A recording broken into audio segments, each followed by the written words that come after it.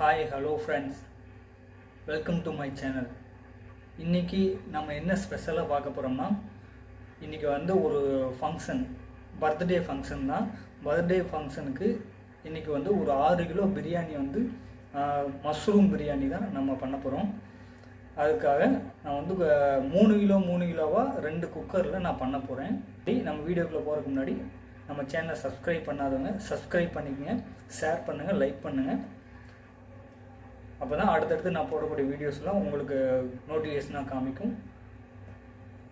அது மட்டும் இல்லாமல் நான் வீடியோவில் போடக்கூடிய இன்க்ரீடியன்ட்ஸ் பொருள்கள்லாம் ஒன் பை ஒன்னாக நான் எப்படி எந்த டைமிங்கில் எந்த பொருளை போடுறேன் அப்படிங்கிறத அதே மாதிரி பார்த்து நீங்களும் அதே மாதிரி பண்ணினீங்கன்னா பிரியாணியாக இருக்கட்டும், வேறு எந்த ரெசிபியாக இருக்கட்டும், செம்ம டேஸ்ட்டாக அல்டிமேட்டாக சூப்பராக வரும், ரிசல்ட்டு சூப்பராக வரும். வாங்க இப்போ பிரியாணி எப்படி பண்ணுறதுன்னு பார்க்கலாம் வாங்க. ஹாய் ஹலோ ஃப்ரெண்ட்ஸ், இன்றைக்கி நம்ம காளான் பிரியாணி தான் எப்படி பண்ணுறதுன்னு பார்க்க போகிறோம். ஒரு டேஸ்ட்டாக ஒரு சூப்பரான மெத்தேடில் வாங்க எப்படி பண்ணுறதுன்னு பார்க்கலாம். நான் குக்கரில் தான் பண்ண போகிறேன்.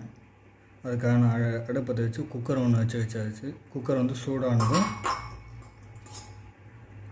இந்த மாதிரி ஒரு மீடியம் சைஸ் ஆனியன் இந்த மாதிரி ஸ்லைஸாக கட் பண்ணி வச்சுருக்கேன், அதை ஆட் பண்ணிக்கலாம்.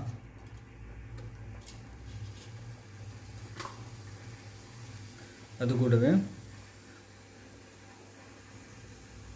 முந்திரி பார்த்திங்கன்னா ஒரு 6-7 முந்திரி, கல்பாசி பார்த்திங்கன்னா ஒரு 1/4 டேபிள் ஸ்பூன், பிரிஞ்சி லீஃபு, ஸ்டார் நைஸ் ஒரு 2, ஏலக்காய் பார்த்திங்கன்னா ஒரு 2, கிராம்பு ஒரு 3, பட்டை பார்த்திங்கன்னா ஒரு பிஞ்சை இந்த மாதிரி 2 உடச்சி வச்சுருக்கேன்.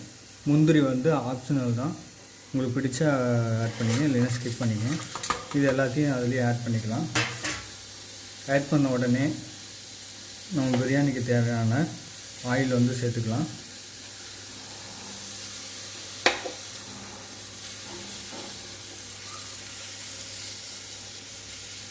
ஆயில் சேர்த்துட்டு நல்லா ஒரு கிண்டி விட்டுட்டு இதை நல்லா வெங்காயம் நல்லா பொன்னிறமாக வர்ற வரைக்கும் நல்லா வதக்கிக்கலாம்.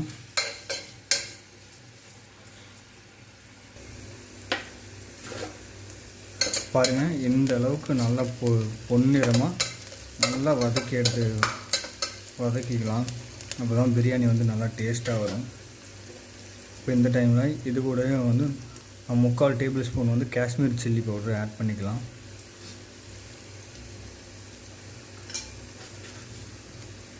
ஆட் பண்ணிவிட்டு இது கூடவே நல்லா எண்ணெயிலேயே நல்லா கலந்து விட்டுக்கலாம்.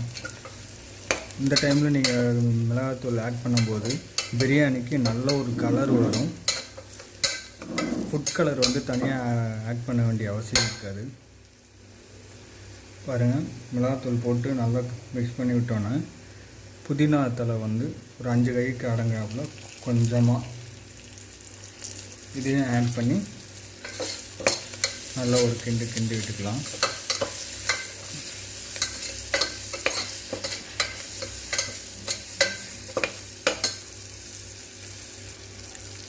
புதினா இலை போட்டு கிண்டி விட்டோடனே அதே அளவில் மல்லித்தலையும் ஆட் பண்ணிக்கலாம்.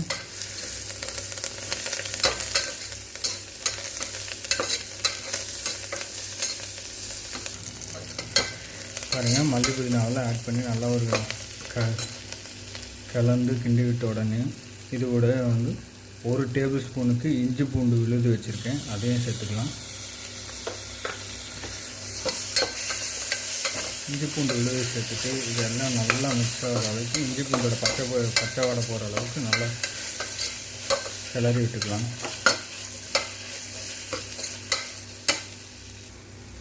எல்லாம் இஞ்சி பூண்டு பேஸ்ட்டு போட்டு நல்லா கிண்டி விட்டதுக்கப்புறம் இதோட பச்சை மிளகா 2 ஆட் பண்ணிக்கிறேன். உங்களுக்கு நீங்கள் காரத்துக்கு தகுந்தாப்புல பச்சை மிளகா 1 2 அந்த மாதிரி ஆட் பண்ணிக்கங்க. பச்சை மிளகா ஆட் பண்ண உடனே தக்காளி ஸ்லைஸாக இந்த மாதிரி கட் பண்ணி வச்சுருக்கேன். மீடியம் சைஸ் ஒரு தக்காளி, நல்லா பெரிய தக்காளியாக 2, சின்ன தக்காளியாக இருந்தால் 2 எடுத்துக்கணும். இதையும் நல்லா கலந்து கிண்டி விட்டுக்கலாம்.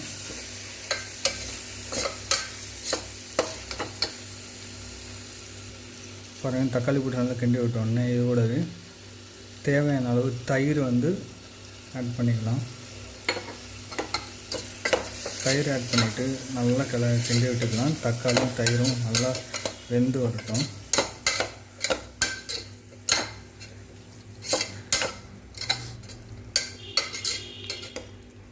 இதே மாதிரி பொருளில் ஒவ்வொன்றா நீங்கள் 1 by 1 ஆட் பண்ணிங்கன்னா உங்களுக்கே தெரியும், பிரியாணியோட ஃப்ளேவர் ஸ்மெல்லு சூப்பராக வரும். தயிர் போட்டதுக்கப்புறமே இது கூடவே 1 டேபிள் ஸ்பூனுக்கு சால்ட்டு வந்து ஆட் பண்ணிக்கிறேன். அதாவது பிரியாணிக்கு தேவையான அளவு சால்ட்டு ஆட் பண்ணிக்கோங்க.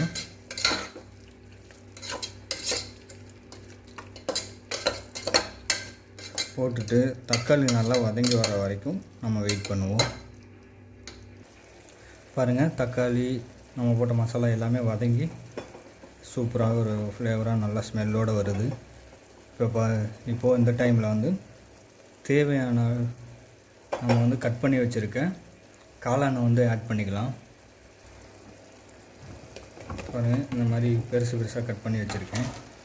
காளான் வந்து ஆட் பண்ணிவிட்டு நல்லா எல்லாம் மசாலா மிக்ஸ் ஆகிற அளவுக்கு நல்லா பெரட்டி விட்டுக்கலாம்.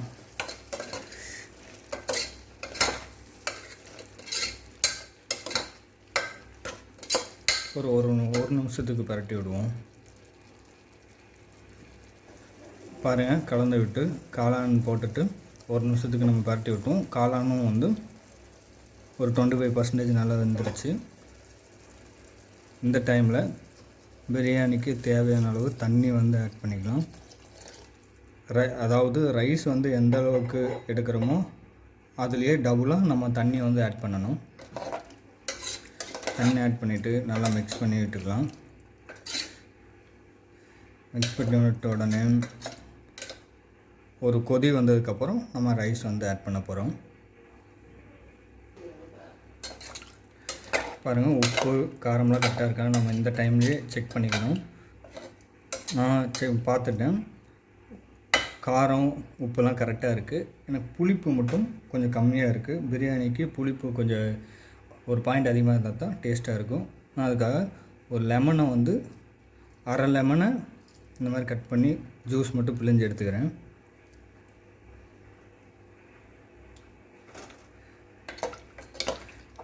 இது வந்து நல்லா கலந்துட்டுக்கலாம். ஒரு கொதி வர வரைக்கும் வெயிட் பண்ணுவோம். ஃப்ரெண்ட்ஸ், பாருங்கள், இந்த அளவுக்கு நல்லா கொதித்து வந்துருச்சு. இந்த டைமில் வந்து அரிசி வந்து ஆட் பண்ணிக்கலாம். அரிசி வந்து நீங்கள்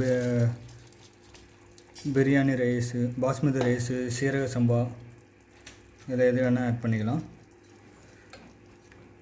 சீரக சம்பா, பாஸ்மதி ஆட் பண்ணிங்கன்னா நல்லா ஒரு டேஸ்ட்டு கொடுக்கும். மக்களே, அரிசி போட்டுட்டு நம்ம கண்ணாப்பின்னான்னு இப்படி இப்படின்லாம் கிண்டி விடக்கூடாது. கிண்டி விட்டோம்னா அரிசியும் காளான் இதெல்லாம் உடஞ்சிரும். போட்ட உடனே இப்படி இந்த மாதிரி டிப் பண்ணி மட்டும் விடணும். டிப் பண்ணி விட்டுட்டு இது கூடவே ஒரு 1/4 கைப்பிடி அளவுக்கு புதினா தழை வந்து ஆட் பண்ணிக்கலாம். கூடவே மல்லித்தலையும் 1/4 கைப்பிடி அளவுக்கு ஆட் பண்ணிக்கலாம். மக்களுக்கு புதினா மல்லி இலையெல்லாம் ஆட் பண்ணிவிட்டு பாருங்கள், சைட்லலாம் ஒரு கொதி வருது. இந்த டைமில் வந்து குக்கர் மூடி போட்டு ஒரு 2 விசில் விட்டுக்கலாம். பாருங்கள், 2 விசில் விட்டு ஆஃப் பண்ணியாச்சு. குக்கரில் இருக்க ஆவியும் ஃபுல்லாகவே தானாகவே ரிலீஸ் ஆயிடுச்சு. இப்போ வந்து பிரியாணி எப்படி இருக்குன்னு பார்க்கலாம். குக்கரை ஓப்பன் பண்ணலாம்.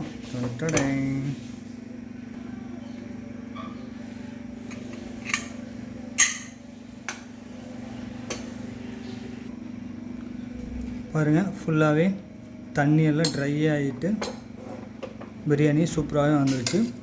தண்ணி இருக்கா அப்படின்னு நம்ம செக் பண்ணிக்கலாம். இப்படி பிரியாணி ஒதுக்கிட்டு இப்படி ஓரத்தில் பார்த்தோம்னா அந்த தண்ணி இருக்கிறது தெரியும். தண்ணி இல்லை, தண்ணி ஃபுல்லாகவே ட்ரை ஆகிடுச்சு. பாருங்கள், அப்படியே அழகாக தம் உடைக்கலாம். இந்த மாதிரி தம் உடைக்கணும், கண்ணா பின்னான்னு கிண்டாமல். பாருங்கள், உதிரி உதிரியாக நமக்கு சூப்பரான பிரியாணி, காளான் பிரியாணி சூப்பராக வந்துருச்சு. நல்லா ஸ்மெல் ஃப்ளேவரும் சூப்பராக இருக்குது. இதே மாதிரி நீங்களும் குக் பண்ணி ஃபேமிலியோடு சாப்பிட்டு என்ஜாய் பண்ணுங்கள். சேனலை சப்ஸ்கிரைப் பண்ணுங்கள், ஷேர் பண்ணுங்கள், லைக் பண்ணுங்கள் மக்களே. தேங்க்யூ. நெக்ஸ்ட் வீடியோவில் நம்ம சந்திப்போம்.